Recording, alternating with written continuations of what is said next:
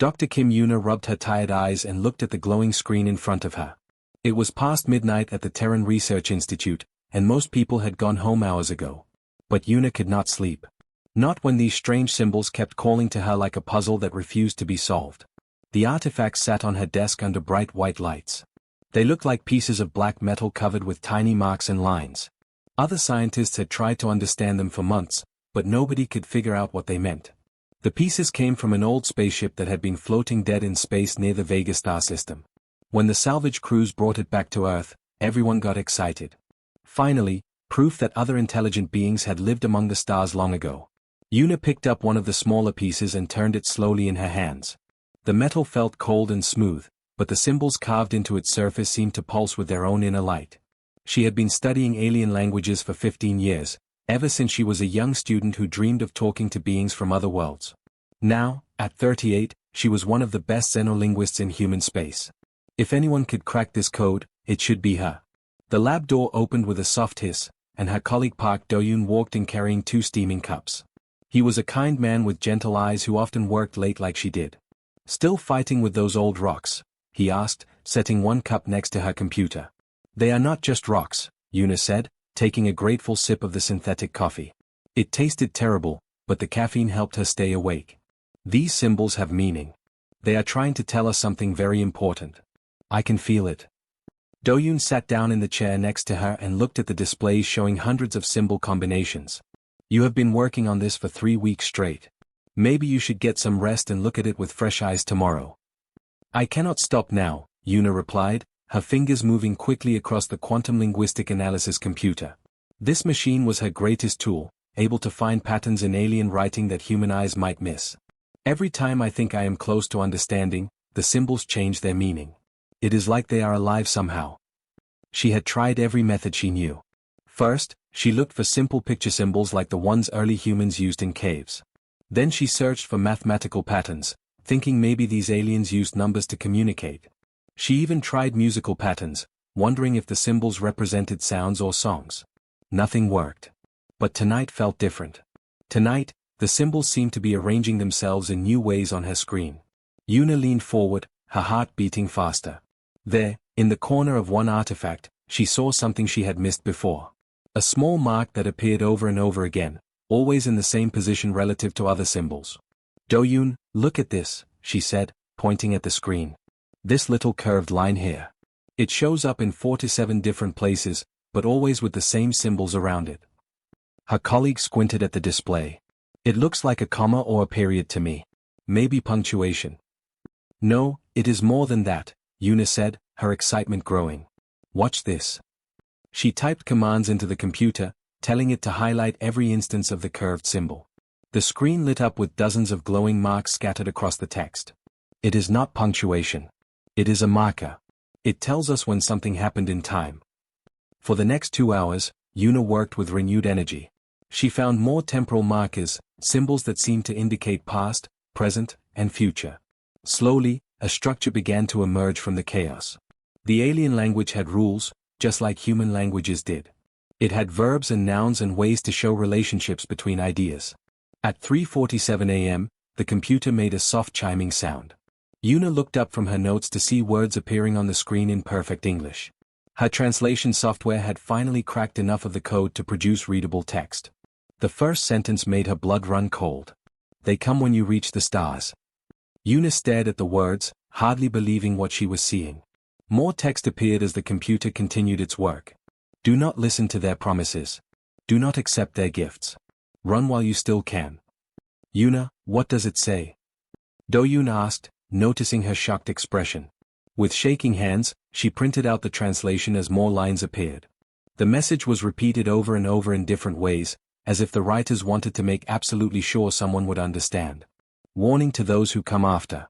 We were the Keth Mori. We reached too far and paid the price. The silence comes to all who travel between worlds. They offer knowledge. They offer peace. They lie." Yuna felt sick to her stomach. These were not historical records or scientific observations. These were warnings, left by a dead civilization that had learned some terrible truth too late to save themselves. The computer continued translating, revealing more details about the Keth Mori and their fate. They had been a proud species, much like humans, who had developed faster-than-light travel and begun exploring the galaxy. Then something found them.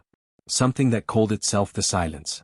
"We thought we were making contact with wise beings," one passage read.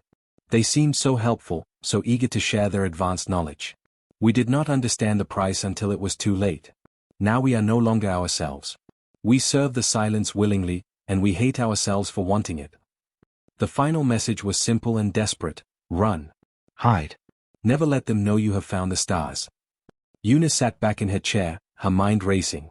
If this warning was real, then humanity might be in terrible danger. They had achieved faster-than-light travel only 50 years ago. They were already exploring nearby star systems and making contact with other species. What if some of those species were not what they seemed to be? Una had not left the laboratory for 3 weeks. She ate meals from the food machines without tasting them. She slept for only 2 or 3 hours at a time, always on the small couch in her office. Her clothes were wrinkled and her hair was messy, but she did not care. The Kethmori texts had become her whole world. Every day brought new horrors. The alien symbols revealed story after story of civilizations that had made contact with something called the Silence. At first, Una thought it might be the name of another alien species, but as she translated more passages, she realized it was something much worse. The Silence was not a race of beings with ships and planets. It was something else entirely. The Kethmori writers described it as a presence that moved between the stars, watching and waiting. It never attacked directly. Instead, it came to each new civilization with gifts and promises. Park Do-yoon visited her every morning and evening, bringing fresh coffee and trying to convince her to go home. "You are making yourself sick," he told her. "These old writings will still be here tomorrow." "You do not understand," Una replied, her eyes red from staring at computer screens. "Every text I translate tells the same story. The Silence finds a species right after they develop faster-than-light travel. Then it offers them amazing technology in exchange for small favors. The civilizations always say yes because the deal seems so good." She showed him a translation she had finished that morning. It was from a species called the Mordani, who had lived about 2 million years ago. "Look at this. The Silence came to them and said it wanted to share advanced medical technology. All the Mordani had to do was allow Silence observers to study their culture. The observers were friendly and helpful. They taught the Mordani how to cure diseases that had killed millions of their people." Do-yoon read the text with growing concern. "That sounds like a good thing." "Keep reading," Una said. The next part of the translation was darker. Within 50 years, the Mordani had changed. They stopped creating art and music. They stopped having children. They worked together with perfect efficiency, but they had lost something essential. The Kethmori writers described them as empty shells that looked like the original species but had no souls. The observers did not just watch, Una explained. They changed the Mordani somehow. Made them into servants of the Silence. And then the Mordani went out to find other young civilizations and make them the same offers. On Tuesday morning of the 4th week, Director Lee Hyojin came to check on Una personally. She was a tall woman with gray hair who had run the research institute for 20 years. She found Una slumped over her desk, surrounded by empty food containers and sheets of paper covered with alien symbols. "This has gone far enough," Hyojin said firmly. "You look terrible. When did you last shower? When did you last sleep in a real bed?" Una looked up with bloodshot eyes. "I cannot stop now. I am so close to understanding everything. Look at this new translation." She pointed to her computer screen, which showed a passage from a species called the Velthoni. The Silence came to them about 800,000 years ago. It offered them unlimited energy sources that would end their wars over fuel and resources. All they had to do was allow Silence observers in their major cities. Hyojin sat down and read the translation. The Velthoni leaders had debated for months before accepting the deal. The energy technology worked exactly as promised. Their wars ended. Their people lived in comfort and peace. But within 1 generation, something terrible had happened. "They became willing servants," Una said, her voice barely a whisper. "The observers changed them somehow. Not their bodies, but their minds. Their desires. The Velthoni stopped wanting things for themselves. They only wanted to serve the Silence and help it find new civilizations to convert." Hyojin felt a chill run down her spine. How many species are mentioned in these texts? Una pulled up a chart she had been working on. Hundreds. Maybe thousands. The Kethmori kept records going back millions of years. Every single advanced civilization in the galaxy has encountered the Silence. and according to these writings, they are all still out there. She zoomed in on a section of the chart that showed more recent entries. The Ethereal Council, the Zephyrian Trade Federation, the Koltar Collective. All the major alien powers that humanity has been making contact with. They all show the same patterns described in the Kethmori warnings. Hygen stared at the list of familiar names. These were the alien governments that Earth had been negotiating trade agreements with. The wise species that had been offering to share their advanced technologies with humanity. You are saying our alien allies are not really independent? Hygen asked. They think they are independent, Yuna replied. That is the horrible part. The silence does not force anyone to serve it. It makes them want to serve it. It changes their deepest desires so that helping the silence feels like the most natural thing in the world. She showed Hygen another passage, this one from the Kethmori themselves. It was written in the final days before their civilization fell completely under the silence's control. We know what is happening to us, but we cannot resist it, the text read. The observers have changed something inside our minds. We still remember who we used to be, but those old selves seem foolish now. Why did we ever want individual glory when we could be part of something greater? Why did we waste time on art and music when we could be spreading the silence's perfect peace to other worlds? The passage continued with growing desperation. To whoever finds these warnings, we try to fight back, but it is impossible to resist something that makes you want to surrender. The silence does not conquer civilizations. It makes them conquer themselves. Hygen finished reading and sat in silence for a long moment. Finally, she asked, what happened to the Kethmori in the end? Yuna pulled up the final translations. They became perfect servants of the silence, just like all the others. But before they were completely converted, a small group of rebels managed to hide these warning messages in the artifacts we found. They knew someone would find them eventually. She pointed to the last line of text on her screen. They sacrificed their lives to leave us this message. The silence is coming for humanity next. Yuna spread the translated Kethmori texts across the large conference table like pieces of a terrible puzzle. The holographic star map glowed above them, showing the current political structure of the galaxy. Red dots marked the locations of major alien civilizations that humanity had been in contact with over the past 50 years. Director Lee Hygen sat at the head of the table, looking worried. She had called this emergency meeting after seeing Yuna's latest discoveries. Around the table sat the most important scientists at the Research Institute, Choi Minwo from the Xenobiology Department, Han Jiwon from Galactic Affairs, and Park Do-yoon, who had been helping Yuna with her translations. Show them what you found, Hygen said quietly. Yuna stood up and pointed to the star map. For the past month, I have been comparing the Kethmori records with what we know about current alien civilizations. The pattern is terrifying. She touched a control, and several of the red dots began to pulse with yellow light. The Ethereal Council controls 4 to 7 star systems. They have been our most trusted advisors since first contact 20 years ago. According to the Kethmori texts, a species called the Ethmori once lived in those same systems. The Ethmori were absorbed by the silence approximately 300,000 years ago. Minwo, a heavy man with thick glasses, leaned forward. That does not prove anything.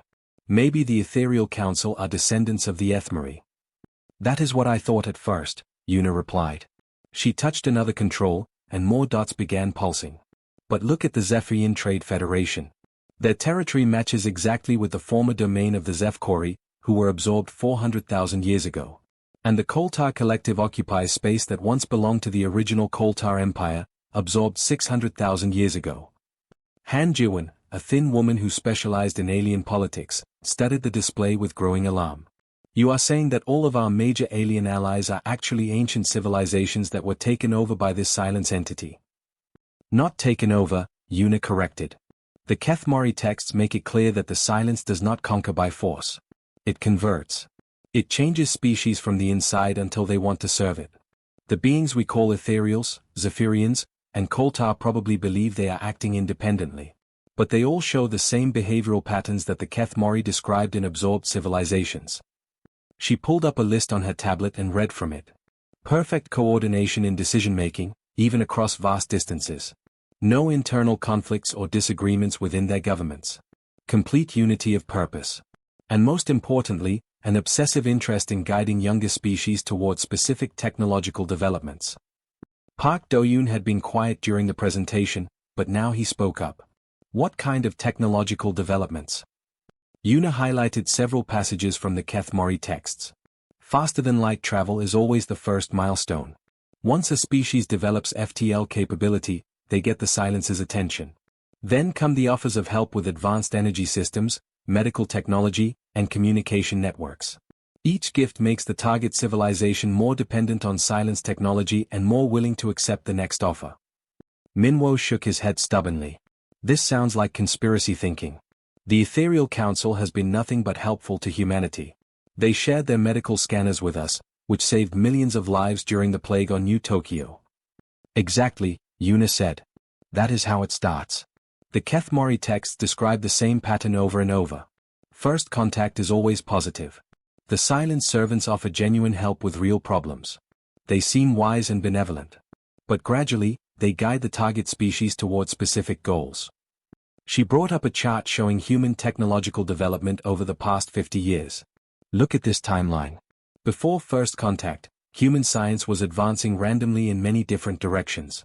But since we started working with the Ethereal Council, our research has focused on very specific areas. Energy production, consciousness studies, neural networks, and quantum communication. Han Jiwen was studying the chart with a troubled expression.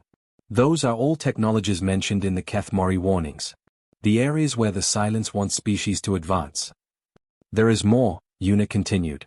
I analyzed the behavioral patterns of all major alien governments that humanity has contact with. They all show the same characteristics that the Keth-Mori described in fully absorbed civilizations.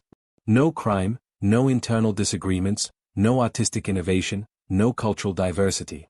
They work with perfect efficiency toward shared goals. She paused and looked around the table. When was the last time you heard about an ethereal artist creating something new? Or a Zephyrian politician disagreeing with their government's policies? Or a Koltar scientist pursuing research just because they were curious about something? The room fell silent as everyone considered her words.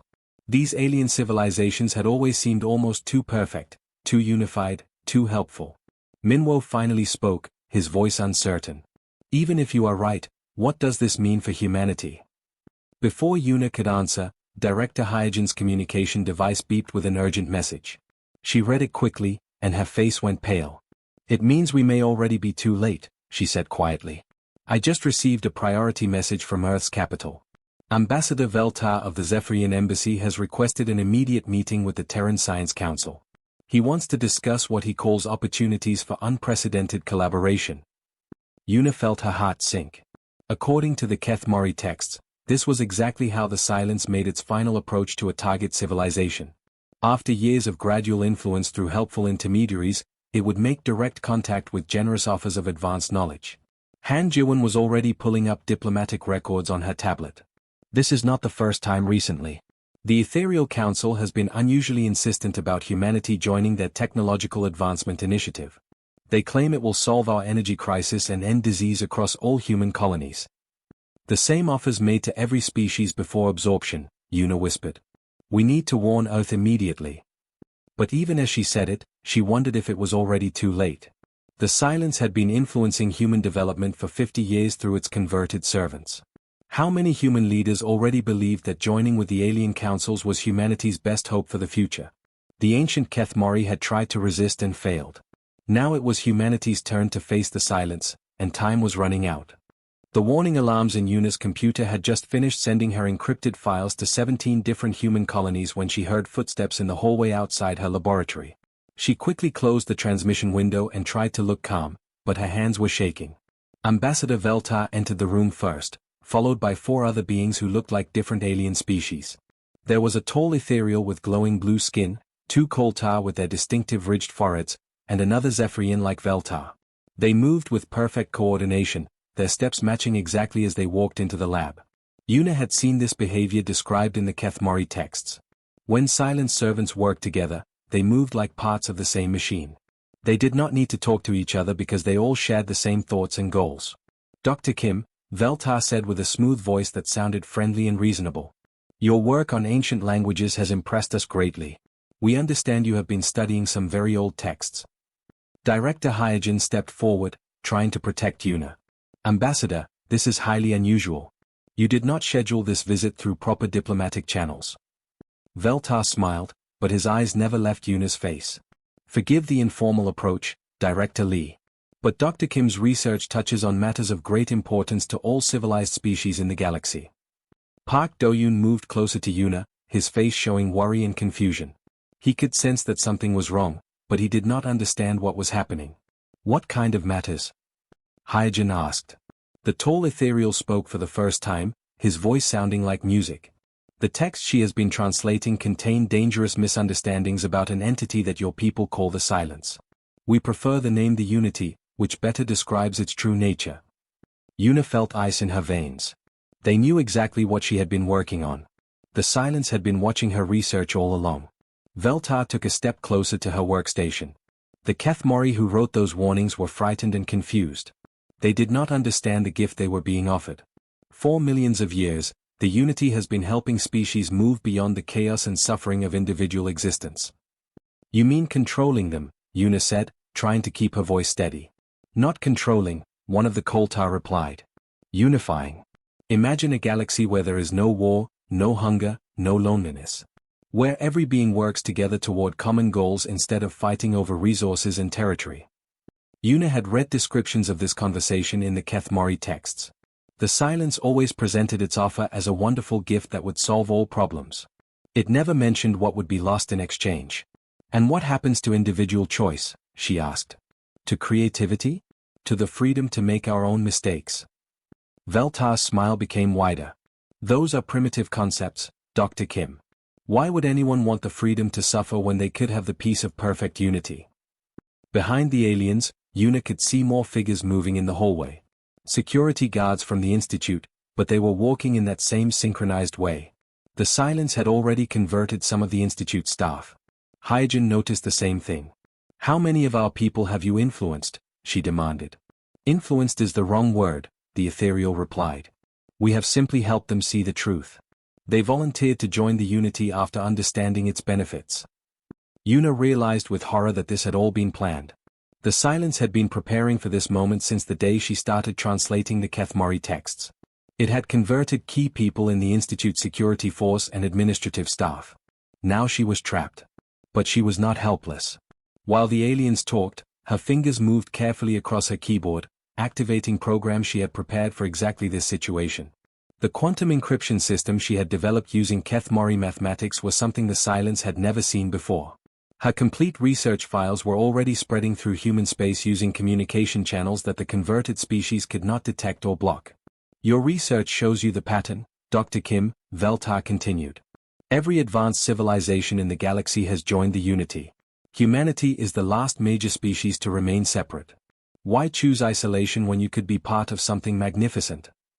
Because we are not ready, Yuna said, stalling for time while her programs finished their work. That is fear talking, the Koltar said. Fear of change, fear of giving up old ways that cause nothing but pain and conflict. The Unity does not force anyone to join. It simply shows them a better path. Yuna thought about the final Kethmori texts, written by rebels who had somehow resisted the Silence's mental influence long enough to hide their warnings. They had described the horrible moment when they realized they wanted to surrender their freedom, when serving the Silence felt like the most natural thing in the world. What if we refuse? Park Do-yoon asked suddenly. What if humanity chooses to remain independent? The room fell silent for a moment. All 5 aliens looked at each other with identical expressions of sadness. That would be unfortunate, Veltar finally said. The Unity prefers peaceful integration, but it cannot allow chaotic species to threaten the stability of civilized space. If humanity chooses conflict over cooperation. He did not finish the sentence, but the threat was clear. Join willingly, or be forced to join. Yuna's computer made a soft chime, indicating that her final transmission had been completed. Her warnings and all her research were now spreading to every human colony and military base in known space. Whatever happened to her, humanity would at least have the chance to prepare for what was coming. I need time to think about your offer, she said carefully. Of course, Veltar replied. But please, do not wait too long.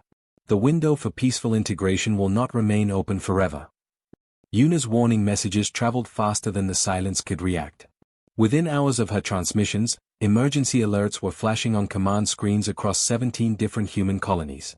The reaction was immediate and completely chaotic. Admiral Kang Subin was drinking his morning coffee at the Terran Defense Force headquarters when the first message arrived. He read it 3 times, called his staff crazy, then read it again. By noon, he had placed every human military base on maximum alert and was demanding answers from anyone who would listen. On New Seoul Colony, Governor Lim Tai-hoon held an emergency meeting with his advisors. He was a careful man who preferred stability over conflict. After reading Yuna's research, he made a difficult decision. If the silence truly offers peace and prosperity, perhaps we should listen to their proposals, he told his council. Humanity has always been too quick to fight instead of negotiate. 3 star systems away, Governor Yang Mina of the Outer Rim Territories had the opposite reaction. She was a former military officer who had fought pirates and hostile aliens for 20 years. Over my dead body, she announced to her staff. No ancient entity is going to turn humans into mindless servants. Prepare our defenses and call up the colonial militia. The chaos spread to every human world. Some colonies chose to accept the silence's gifts when Veltar and his allies arrived with their offers. Others began building weapons and fortifications. Most were simply confused and frightened, not knowing what to believe. But Yuna was not finished. While humanity argued and prepared for war, she was studying the final sections of the Kethmari text that she had not yet translated. Deep in the oldest files, she found references to something called the severance. The last free Kethmari scientists had discovered a way to disrupt the silence's control over absorbed species. They had built a quantum resonance device that could break the neural connections between the silence and its servants. But they had finished it too late to save their own civilization. They hid the device somewhere, Yuna explained to Park Do-yoon as they studied the ancient star charts. The texts give coordinates to their homeworld. If we can find it, we might be able to free all the species that the silence has converted. Director Hyojin authorized a dangerous mission to the Kethmari homeworld, deep in what was now Ethereal Council space. Yuna and Do-yoon joined a team of 12 human marines led by Captain Kim Ji-ho, a tough woman who had fought in the border wars. The journey took 6 days through hostile territory. They had to avoid ethereal patrol ships and Zephyrian monitoring stations. When they finally reached the dead Kethmari system, they found a brown planet covered in the ruins of ancient cities. The Marines established a defensive perimeter while Yuna and Do-yoon searched the ruins for the hidden device. The Kethmari texts had described its location as beneath the final sanctuary where our freedom died. They found it in the basement of what had once been the planet's capital building. The quantum resonance device looked like a metal sphere covered in the same symbols that Yuna had been translating for months. But this sphere was different. It hummed with power, still functional after 50,000 years. The Kethmari designed it to last, Yuna whispered as she studied the control panels. They knew someone would eventually find it and need to use it. Above them, they could hear weapons fire as human ships engaged silence forces throughout the galaxy. The war had begun while they were traveling to the Kethmari homeworld. Admiral Kang's fleets were fighting converted ethereal and Zephyrian ships, while colonial militias defended their worlds against boarding parties of perfectly coordinated aliens. But something strange was happening in the battles. Reports came in of enemy ships suddenly stopping their attacks and drifting in space. Individual ethereal and Zephyrian soldiers were breaking formation, looking around in confusion as if they had just woken up from a dream. The device is already working, Captain Kim reported over her radio. Even being near it seems to disrupt the silence's control. Yuna found the activation controls and began powering up the machine. The symbols on its surface glowed brighter as quantum energy built up inside. According to the Kethmari instructions, the device would send a resonance wave across the entire galaxy, breaking the silence's neural network in a matter of minutes. Are you sure about this? Do-yoon asked. What if it does something unexpected? The Kethmari were desperate when they built this, Yuna replied. But they were also brilliant scientists. They would not have created something that would harm innocent species. She pressed the final activation control. The sphere began to spin, glowing with intense light. The humming sound grew louder and spread outward like ripples in a pond. Across the galaxy, the effect was immediate and dramatic. On ethereal council worlds, millions of beings suddenly stopped their daily routines and looked around with expressions of shock and confusion. They remembered who they had been before the silence changed them. They remembered their old cultures, their old dreams, their old arguments and disagreements. Zephyrian trade fleets stopped in the middle of space as their crews struggled to understand why they had been taking orders from voices in their heads. Koltar soldiers threw down their weapons and wept as they realized they had been fighting to enslave other species. The silence itself, the ancient entity that had controlled the galaxy for millions of years, felt its network collapse. For the first time in its existence, it experienced something like pain as connections to billions of servants were suddenly severed. Standing in the ruins of the Keth Mori capital, watching reports of liberation come in from across the galaxy, Una finally understood what made humanity special. They were too argumentative, too stubborn, too individualistic to ever accept perfect unity. Other species had fallen to the silence because they wanted peace and cooperation. Humans preferred their messy, chaotic, imperfect freedom. The galaxy would never be the same. Ancient civilizations were rediscovering their lost identities, while the silence retreated into the dark spaces between stars, wounded and alone for the first time in millions of years. Humanity had saved everyone by refusing to be saved.